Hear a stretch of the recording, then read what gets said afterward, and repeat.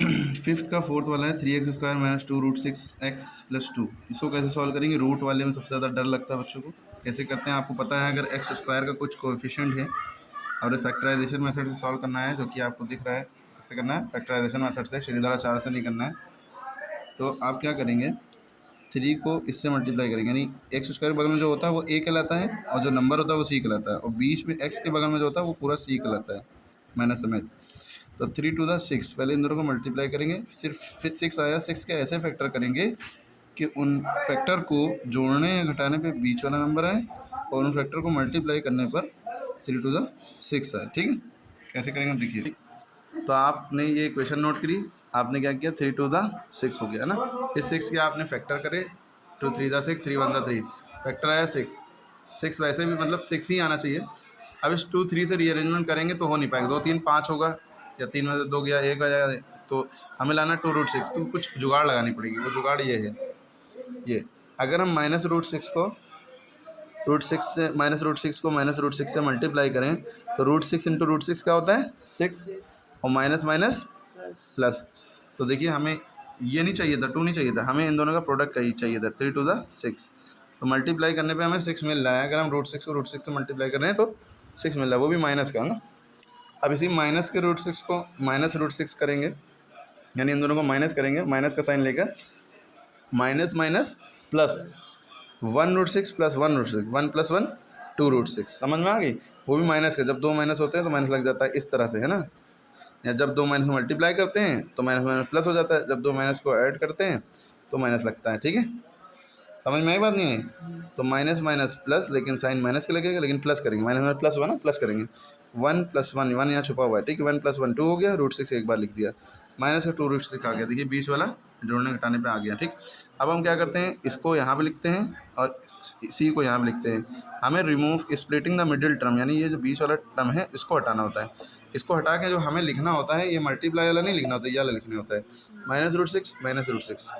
ठीक है, तो हम क्या रखेंगे, -√6 -√6। अच्छा, यहाँ x लगा है ज़्यादा टर्म में, ठीक है, तो यहाँ पे भी x, दोनों में x लगा देंगे। ठीक है, कैसे लगाएंगे, एक स्टेप समझ लिखा आ गया, हम ऐसे ही कर लिएगा, कोई दिक्कत नहीं है। अब देखेंगे हम इतने टर्म में क्या कॉमन है, इन दोनों में क्या कॉमन है। देखिए कुछ कॉमन दिख रहा है। यहाँ से मेन मुद्दा कॉमन लेने का है, बच्चे कॉमन नहीं ले पाते। हम खोल के दिखाने कैसे है, देखिए 3 को हम लिख सकते हैं √3 इंटू √3 लिख सकते हैं इस 3 को, क्योंकि आपको पता है रूट वाला नंबर सेम नंबर अगर मल्टीप्लाई होते हैं तो वही नंबर आ जाता है। ठीक, x² लगा है वो लगा लिया, माइनस √6 को हम लिख सकते हैं √3 इंटू √2x। ठीक, ऐसा लिख के खोल के दिखा रहे ताकि आपको आसानी हो समझने में। ठीक, माइनस √6 को हम लिख सकते हैं √3 इंटू √2 या √2 इंटू √3, पहले जो भी लिख लो, प्लस 2 को हम लिख सकते हैं √2 इंटू √2, यानी सेम नंबर को अगर रूट में मल्टीप्लाई करो तो रूट हट जाता है, वही नंबर आ जाता है। ठीक है, ओके, बराबर 0। अब देखिए, अब कॉमन दिख रहा होगा। अब इतने टर्म में कॉमन देखिए क्या है, इतने टर्म में कॉमन क्या है, इतने टर्म में कॉमन आपका ये √3 और x² को हम लिख सकते हैं x इंटू एक्स, है ना। तो ये माइनस से पहले कॉमन देखिए जो चीज़ सेम है, और माइनस के बाद देखिए जो चीज़ सेम है। तो √3 यहाँ भी है और √3 यहाँ भी है, तो √3 कॉमन हो गया, √3 कॉमन हो गया।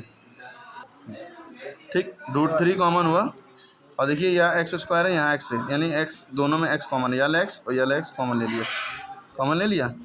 अब कुछ नहीं कॉमन है, ब्रैकेट लगा लिया।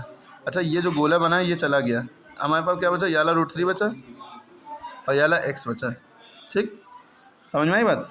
ये माइनस, यहाँ से ये गोले वाली चीज़ें चली गई, √3 चला गया, x चला गया, क्या बचा, √2। क्लियर हो गई बात, है ना। अब हम आगे बढ़ते हैं थोड़ा, ओके। माइनस लगाइए, अब देखिए गोला बनाइए, √2 यहाँ भी है, प्लस के पहले इतने हिस्से में देखिए कॉमन क्या है, और √2 यहाँ भी है। ठीक, तो हम √2 को कॉमन ले लेंगे, कॉमन ले लेंगे, माइनस में √2 कॉमन लेंगे। ठीक है, क्यों, अंदर माइनस लाना है ब्रैकेट के, इसलिए जब √2 माइनस का कॉमन लिया तो यहाँ याला √3 बचा। ठीक है, और ये माइनस प्लस माइनस, सॉरी यहाँ पे x भी तो लगा है, ये देखिए इसको हमने तोड़ा था ना रूट, तो यहाँ पे x भी लगा लिया, एक x है, एक x लगा दिया, वहाँ x² था। ठीक है, क्लियर हुई बात।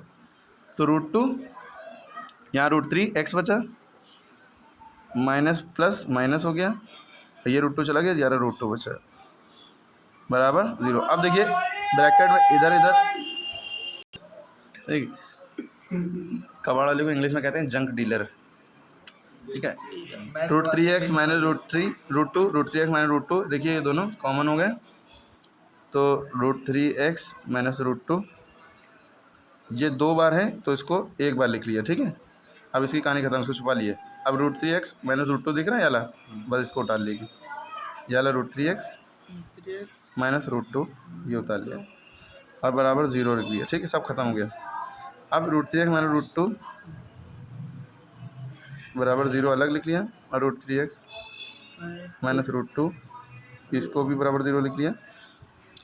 रूट 3x जो है इधर बराबर माइनस रूट 2 इधर जाएगा, रूट 2 बचा, x बराबर रूट 2 अपन रूट 3, ये हो गया।